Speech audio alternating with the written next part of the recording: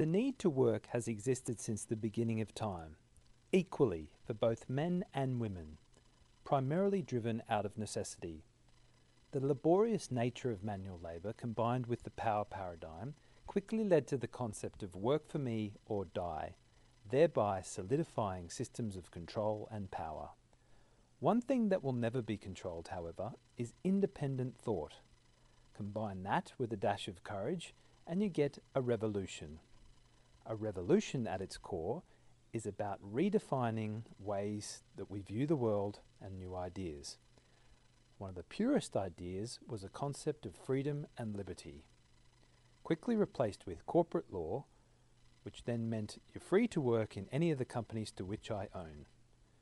So what does that mean for the modern workforce and defining purpose in life?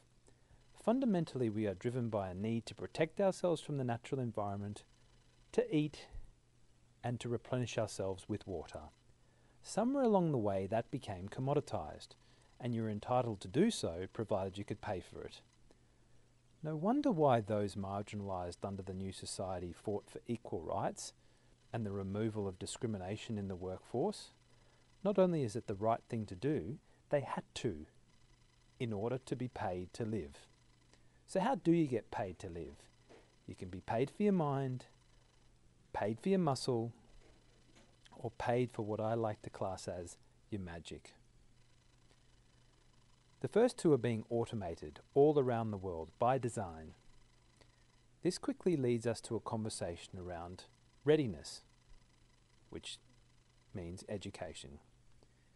Post the Industrial Revolution, education as we know it moved away from the classic pursuit of excellence and more so simply to design us to be ready for this.